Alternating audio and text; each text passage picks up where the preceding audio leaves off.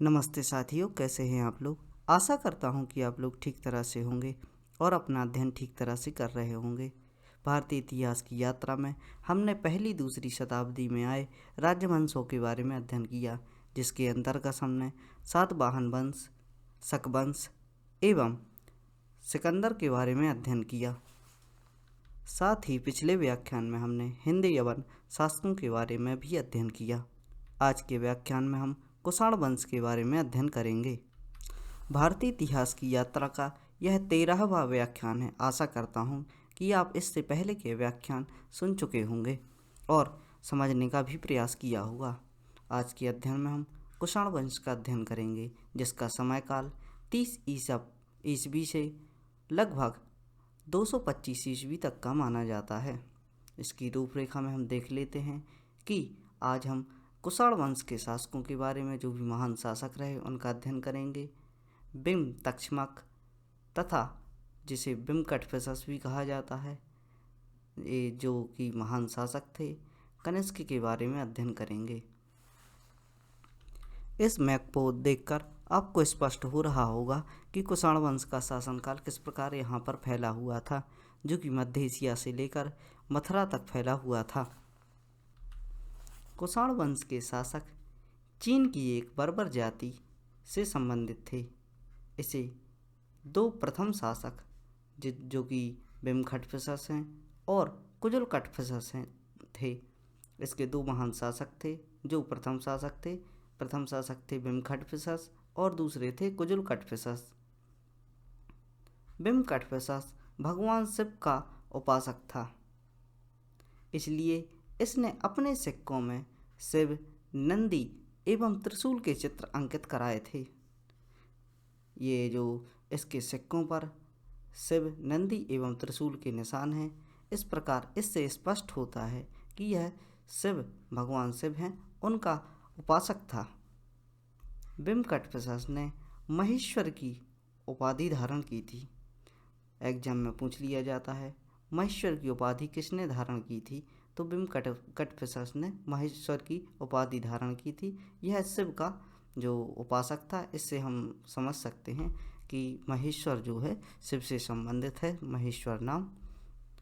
कि बिमकटफिसस की मृत्यु के पश्चात कनिष्क शासक बना। कनिष्क, जो कि कुषाण वंश का महान शासक था, वह बिमकटफिसस के बाद आया था। कनिष्क के बारे में अध्ययन करते हैं। इसका राज्याभिषेक 78 ईस्वी में हुआ था।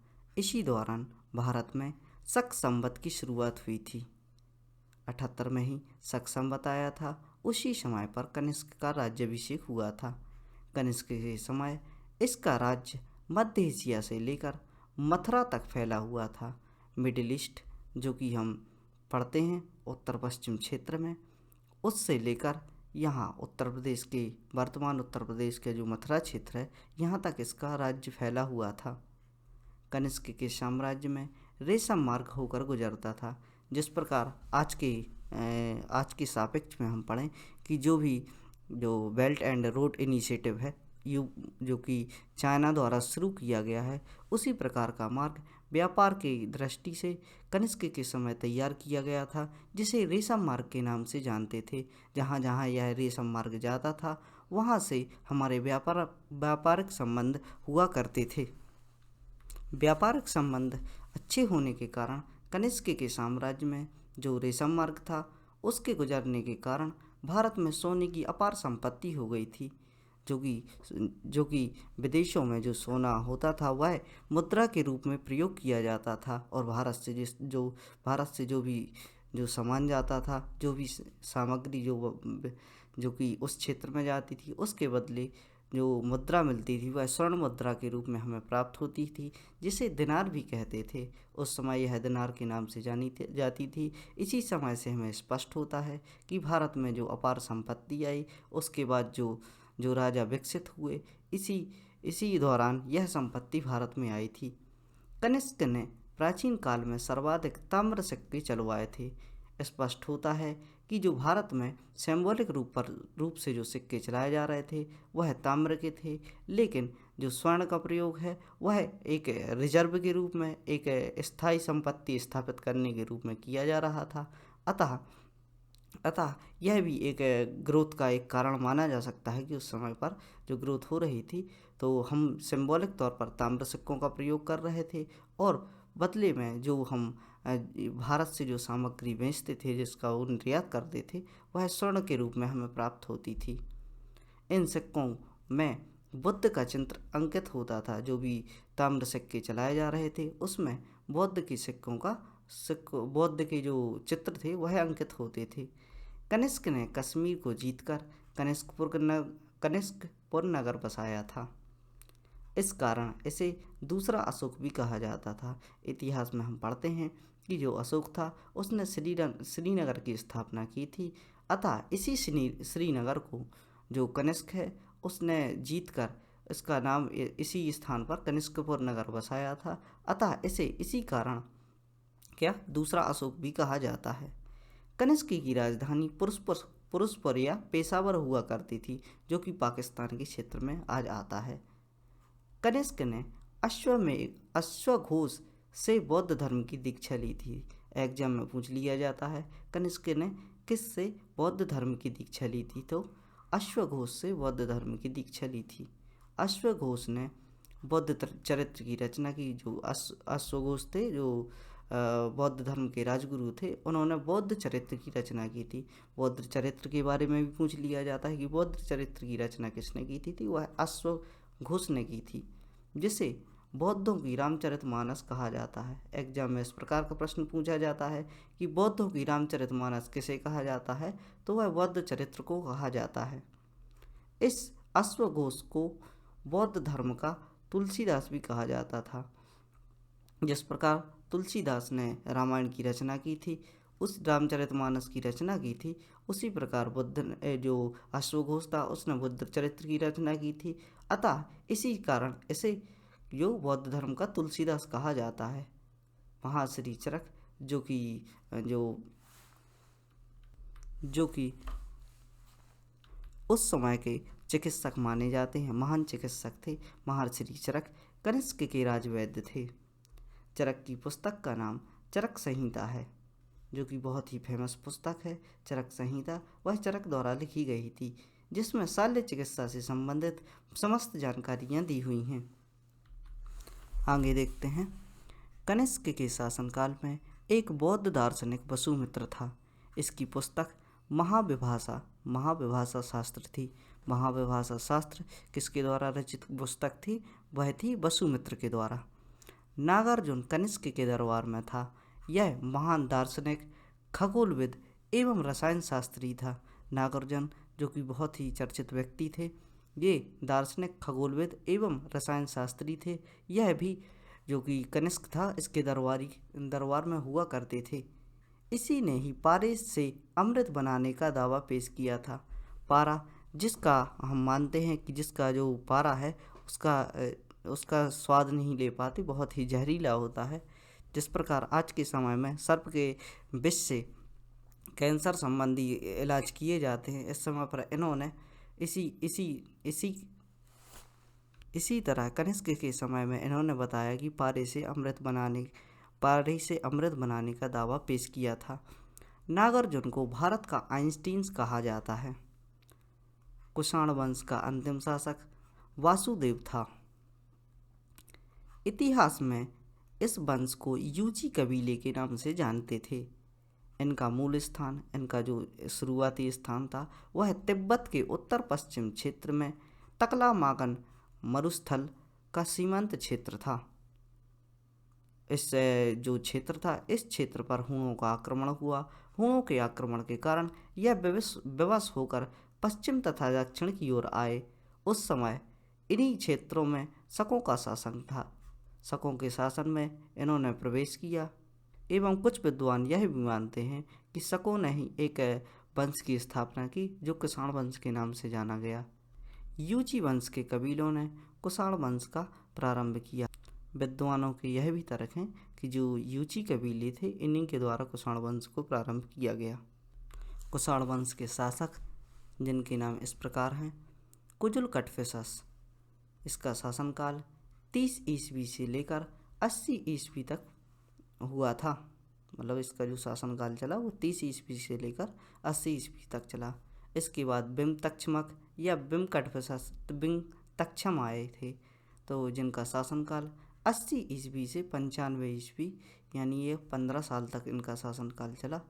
इसके बाद बिम कटफिसस आए। बिम कटफिसस 95 यानी 95 ईस्वी से 127 ईस्वी तक शासन करते हैं। कनिष्क प्रथम, इनका जो शासनकाल था 127 ईस्वी से 140 या 150 ईस्वी तक का माना जाता है। वशिष्ठ प्रथम, कनिष्क के बाद जो वशिष्ठ आए इनका शासनकाल 140-50 ईस्वी से 160 ईस्वी यानी 10 वर्ष का माना जाता है।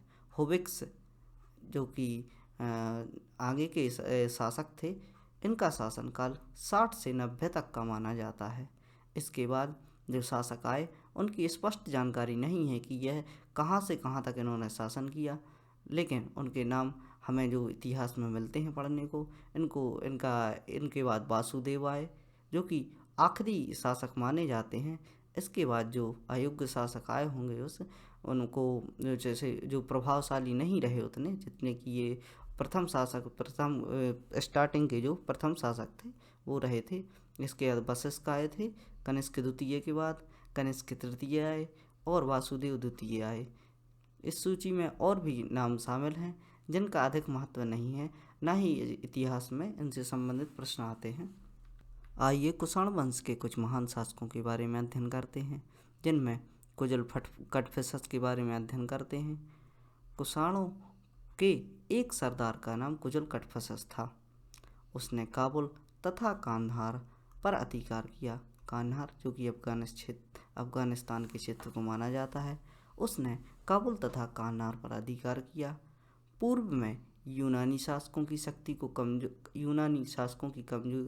शक्ति जो कमज़ोर हो गई थी। यूनानी जो शासकों के बारे में हमने पिछले अध्ययन में अध्ययन किया है, तो उन शासकों की जो कि शक्ति इस समय पर कुजुल कटफिसस के समय पर जो क्षीण हो गई थी, कुजुल ने इसका लाभ उठाकर अपना प्रभाव यहाँ बढ़ाना प्रारंभ कर दिया। पल्लवों को पराजित कर उसने अपने शासन का विस्तार किया तथा विस्तार के स्वरूप इसने पंजाब के पश्चिम तक स्थापित कर लिया था। मथुरा में इस शासक के तांबे के कुछ सिक्के मिलते हैं। जो उत्तर प्रदेश का मथुरा क्षेत्र है, उस क्षेत्र में इस शासक के सिक्के मिलते हैं। बिम तक्षम लगभग 60 ईस्वी से लेकर 105 ईस्वी के समय तक शासन रहा होगा। बिम बड़ा शक्तिशाली शासक था। अपने जो पिता थे इसके कुजुल कटफिसस के द्वारा विजित राज्य जो कि बहुत बड़ा राज्य था, और उसके अतिरिक्त बिम ने पूर्वी उत्तर प्रदेश तक अपने राज्य की सीमा को स्थापित कर लिया था। बिम ने राज्य की पूर्वी सीमा बनारस तक बढ़ा ली थी।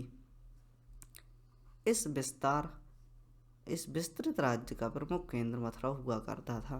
जो मथुरा क्षेत्र था, इसका जो साम्राज्य फैला हुआ था तक्षमक का, जो कि इसने अपने पिता से भी बड़ा शासन फैला लिया था, इसने विकास कर लिया था, तो उसका जो क्षेत्र था उसका प्रमुख केंद्र मथुरा हुआ करता था।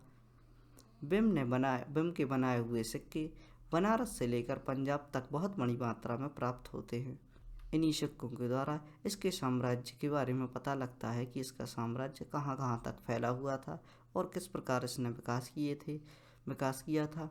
इसके अनुसार जो भी जिस क्षेत्र से भी सिक्के प्राप्त होते हैं, अतः अनुमान लगाया जाता है कि यहाँ पर इसकी व्यापारिक सीमा होती थी एवं इसका शासन हुआ करता था।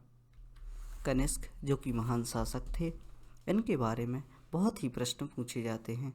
इनका अध्ययन करते हैं हम। कनिष्क कुषाण वंश का प्रथम सम्राट एवं कनिष्क भारतीय इतिहास में अपनी विजय, धार्मिक प्रवृत्ति, साहित्य तथा कला का प्रेमी होने के कारण विशेष स्थान रखता है। कुमार लात की कल्प नामक टीका। कुमार लात जो कि उस समय के जो लेखक रहे होंगे, उनकी कल्प नामक टीका के अनुसार इसने भारत विजय के पश्चात मध्य एशिया में खोतान को जीता था। इसने अपना शासनकाल भारत से मध्य एशिया तक फैलाया था, वहीं पर राज्य करने लगा था और वहीं पर मध्य एशिया में रहकर यह राज करने लगा था। इसके लेख पेशावर, मणिक्याल जो कि रावलपिंडी का नाम है, सुई विहार यानी बहावलपुर, जेदा ये भी रावलपिंडी क्षेत्र है, मथुरा, कौशाम्बी तथा सारनाथ में मिलते हैं। और इसके जो सिक्के हैं सिंध से लेकर बंगाल तक पाए जाते हैं। अतः इससे स्पष्ट होता है कि जो कुषाण का शासनकाल था वह मध्य एशिया से लेकर बंगाल तक फैला हुआ था। कल्लण जो कि लेखक थे, कल्लण ने अपनी पुस्तक जो कि राजतरंगिणी कल्लण के द्वारा लिखी गई है में कनिष्क के झुस्क एवं हुस्क द्वारा, इसके जो नाम बताए गए हैं इनके द्वारा कश्मीर पर राज्य तथा वहाँ अपने नाम पर नगर बसाने का उल्लेख मिलता है।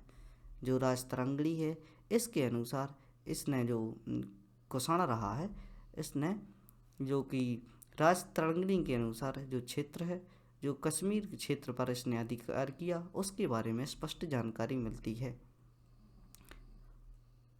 इसके बाद कनिष्क की राजतरंगिणी के अनुसार ही कश्मीर के उत्तरी सिंध तथा पेशावर से सारनाथ के आगे तक फैला हुआ था। इस प्रकार की जानकारी मिलती है। जो कनिष्क का शासन था उत्तरी सिंध, पेशावर तथा जो उत्तर प्रदेश में सारनाथ है वहाँ तक फैला हुआ था, इसकी जानकारी मिलती है। आज के व्याख्यान में इतना ही। आशा करता हूँ कि आपको पसंद आया होगा। खुश रहिए, ध्यान रखिए और आगे के अध्ययन के लिए तैयार रहिए और अपना अध्ययन निरंतर रखें। धन्यवाद।